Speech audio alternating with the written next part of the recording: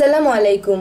হে জগতবাসী, আমি নুসরাত জাহান সামিয়া আবারও আপনাদের সামনে হাজির হইলাম বিশ্বআধ্যাত্মিক জ্ঞান সঞ্চার দরবার শরীফ হইতে আমার পিতা শামীম আলী চিশতির গ্রন্থ থেকে একটি আলোচনা নিয়ে।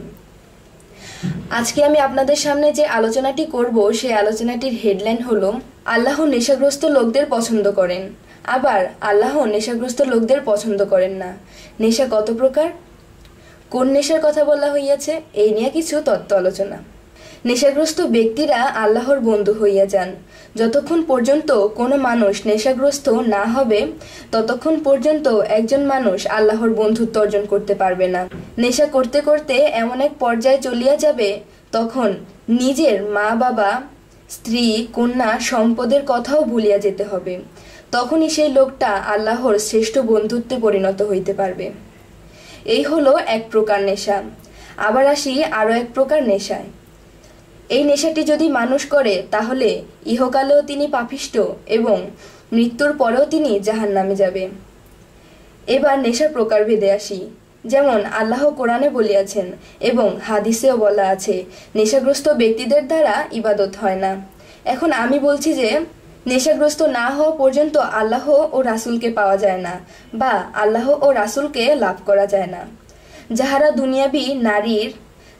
দুনিয়াবী নারীর নেশায় নেশাগ্রস্ত হইয়াছে এবং মাদক গাঁজার নেশায় নেশাগ্রস্ত হইয়াছে এবং দুনিয়াবী সম্পদের নেশায় নেশাগ্রস্ত হইয়াছে, তাহারাই একমাত্র জাহান্নামবাসী এবং মৃত্যুর পরে তাদেরকে জাহান্নামেও নিক্ষেপ করা হবে। এবার আসি কোন কোন নেশা হইলে আল্লাহর বন্ধুত্ব অর্জন করা যায়। যতক্ষণ পর্যন্ত মানুষের নিজ মুর্শিদের প্রতি পূর্ণ প্রেমের নেশা না হবে ততক্ষণ পর্যন্ত কোনো মানুষ আল্লাহর বন্ধুত্ব অর্জন করতে পারবে না। মানুষ যখন নিজ মুর্শিদের প্রতি পূর্ণ প্রেমে আসিয়া যাবে তাহাকে দিয়ে কোনোদিন কোনো ক্ষতি হবে না, কারো কখনো কোনো ক্ষতি হবে না। নিজ মুর্শিদকে ভালোবাসলেই রাসূলকে ভালোবাসা হয়, নিজ মুর্শিদকে ভালোবাসলেই রাসূলকে ভালোবাসা হয় এবং রাসূলকে ভালোবাসলেই আল্লাহকে ভালোবাসা হয়। এখন কথা হলো, প্রথম নেশার কথাগুলো এইভাবে বলা হইল কেন? যে দেখুন, এ জগতে বেশিরভাগ হাফেজকারী ও মাওলানা সাহেবরা যাহারা বলেন যে গান বাজনা হারাম, কিন্তু এই কথাটি বলেন না যে কোন ধরনের গান বাজনা হারাম এবং এটাও বলেন না যে কোন কোন গান বাজনা হালাল। তাই বলা হইয়া থাকে নেশা করা হারাম, কিন্তু বলেন না যে কোন ধরনের নেশা করা হারাম। তাই আমি বলতে চাই, আমাদের এই কথাগুলো ভেঙ্গে না বললে মানুষ অবুঝ রহিয়া যায়। অবশ্যই ভেঙ্গে না বলার মাঝে একটি স্বার্থ আছে। যেমন যাহারা পীর ফকিরদের বিরুদ্ধে তাহারাই এভাবেই বলে, এভাবেই লিখে।